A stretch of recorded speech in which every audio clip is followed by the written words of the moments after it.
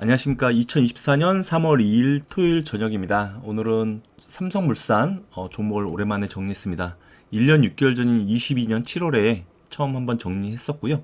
그 당시 가장 큰 이슈가 이건희 회장 사망과 함께 상속세 문제, 그 다음에 삼성바이오로직스 성장이 중요하다라는 이슈와 또 이재용 회장의 사법 리스크가 존재를 했습니다. 이거와 관련해서 1년 6개월이 지난 지금 어떤 게 좀 변했는지, 또 최근 주가 상승은 왜 일어났는지 한번 들여다보게 됐습니다. 먼저 요약을 하고 본론으로 들어가도록 하겠습니다. 전체적으로 요약을 하면 삼성물산은 건설, 상사, 패션, 리조트를 본업을 하고요. 삼성바이오로직스, 삼성바이오에피스를 연결회사로 바이오 부분을 보유하고 있습니다. 삼성그룹의 지주회사로서 이재용 회장이 최대 주주고요. 삼성전자, 삼성바이오, 삼성생명, 삼성SDS, 삼성엔지니어링을 지분을 보유하고 있습니다. 2014년에서 2016년까지 일어난 구제일모직의 분사, 에버랜드 합병, 그리고 신제일모직의 삼성물산과의 합병, 이 과정에서 이재용 회장의 사업 리스크가 존재했는데, 이 부분이 해결돼야 지주회사 전환을 진행할 것으로 보입니다. 그래서 지금 지주회사 전환이 굉장히 미뤄지고 있고요. 지주회사 전환을 위해서는 기업 분할이 필요하겠죠. 최근에 합병 관련 1심에서 어쨌든 무죄 판결을 받아서 호재가 나왔고, 하지만 2심 대법원 판결이 남아있기 때문에 시간은 더 필요해 보입니다. 그 외 상속세 문제와 삼성바이오 성장 문제는 현재 잘 진행 중인 것으로 보이고요. 최근에 삼성물산 주가 상승은 정부의 기업밸류 프로그램 발표와 함께 급등한 것으로 보입니다. 삼성물산 주가가 최근 상승하면서 시가총액은 29조 원이 됐고요.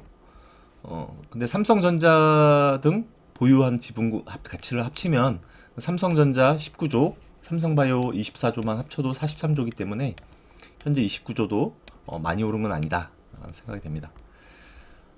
건설, 상사, 패션, 리조트 부분과 지주회사를 분리해서 지주회사 전환이 된다면 각 개별 기업의 가치의 합은 더욱 커질 것으로 기대할 수 있을 것 같습니다.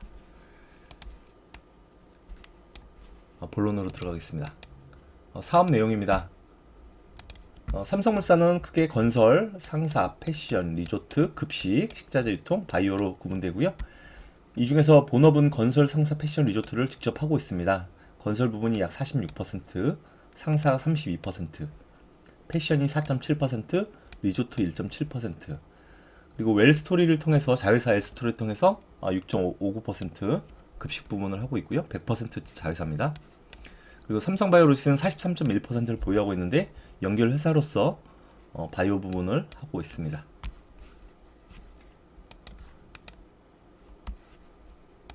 삼성물산의 어떻게 보면 타법인 출자 현황인데요.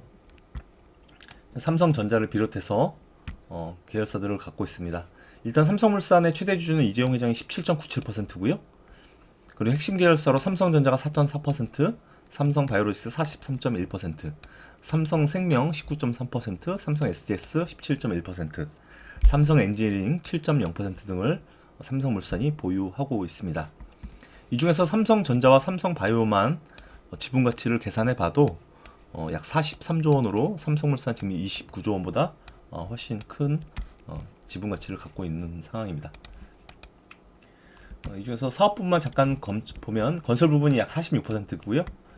주로 건축, 토목, 플랜트, 주택 사업을 하고 있습니다.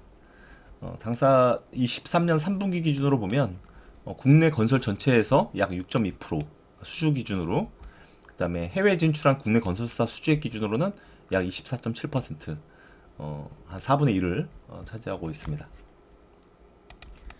그 다음에 상사 부문입니다. 전체 매출의 약 32%를 차지하고 있고요. 화학, 철강, 에너지, 소재, 신사업 등 글로벌 교역을 하고 있습니다. 이 중에서 에너지 부분이 태양광, 수소 등 신재생에너지 개발 사업과 관련 있고, 소재 부분은 2차전지 반도체 관련 소재 부품 장비 등을 거래하고 있습니다. 다음으로 패션 부분입니다. 패션 부분 전체 비중은 4.74%고요. 패션 부분에서는 우리가 알고 있는 빈폴, 갤럭시 등 주요 브랜드를 갖고 있고요. 33개 브랜드와 1164개 국내 매장, 그리고 해외 5개의 거점을 갖고 있습니다. 나머지는 좀 작기 때문에 넘어가고 이제 매출이익 자본 배당 보겠습니다. 삼성물산은 2015년에 신제일모직으로 합병이 되면서 실제로는 2015년 이후 매출 실적을 봐야 되고요. 2015년 매출이 약 13조 원이죠. 13조 원. 그러니까 그전에는 이제 합병 전이니까 빼고 13조 원에서 16년 28조 원 급증을 하죠. 그리고 22년에 또 한 번 급증을 하면서 30조 원대로 올라서게 됩니다. 그리고 43조 원까지. 그리고 최근에는 좀 정체 국면에 들어가 있고요. 다음 영업이익입니다. 영업이익은 마찬가지로 2015년에 제일모직과 으로 합병이 됐고요. 2017년에 영업이익이 점프업 됩니다. 1000억대에서 8천억까지. 그리고 이후에는 8천억에서 1조 가까이 영업이익이 지속되고요. 그리고 2022년에 2조 5천억으로 급증을 하게 됩니다.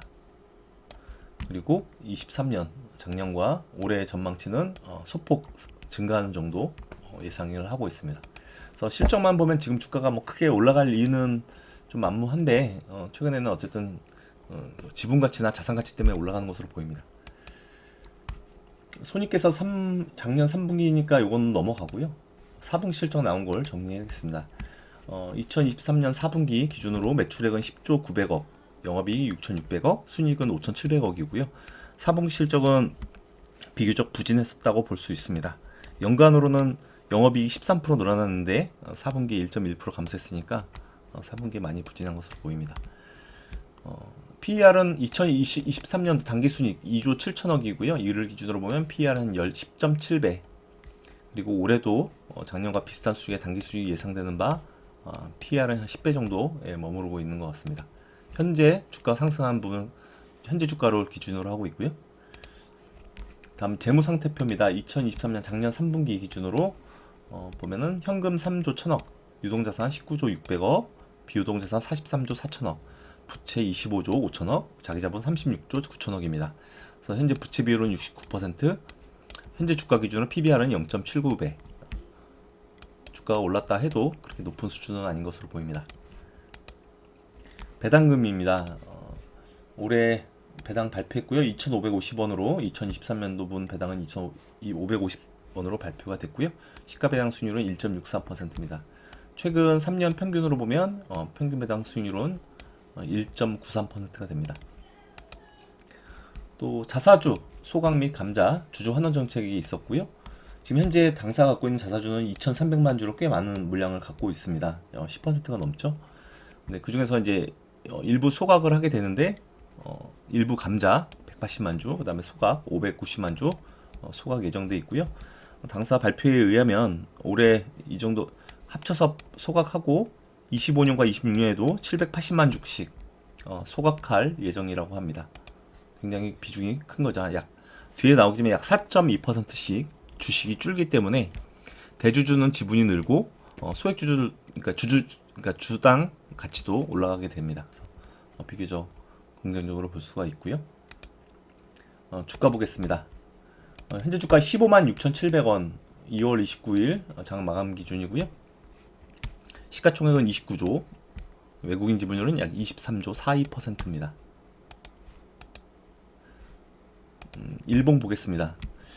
일단 정부가 1월 17일 날 대통령이 한국거래소 민생토론에서 처음으로 이 부분에 대해서 언급했던 것 같고요. 그래서 이때가 요 시점인데 그 이후에 주춤하더니 가파르게 상승하는 모습이 나왔습니다. 그래서 주가 상승 원인은 이것으로 보입니다. 삼성물산은 뭐 저 PBR에다가 지주회사로서 충분히 이 프로그램의 수혜를 받을 것으로 기대를 하고 있는 상황인 것 같습니다. 이거에 대한 근거가 또 있는데요. 예를 들면 현대차, 삼성물산, 그다음 제가 보고 있던 태강산업이라는 종목도 마찬가지인데 동일하게 비슷한 시점을 바닥으로 급등을 했기 때문에 정부의 어떤 민생 토론의 발표에서 언급되는 부분이 바닥이었다는 것을 증명할 수 있을 것 같습니다. 다음 월봉 보겠습니다. 월봉으로 이 회사의 히스토리를 좀 볼까요? 2013년에 구 제일모직을 기업 분할했습니다. 패션과 IT로. 그리고 패션 부분은 에버랜드로 넘어가고 IT는 삼성 SDI로 넘어갔습니다. 그리고 그 에버랜드가 2014년도에 상장을 했고 이 당시에 이제 상장하고 제일모직 바뀌면서 우리가 흔히 신제일모직이라고 합니다. 어쨌든 오리지널은 에버랜드죠.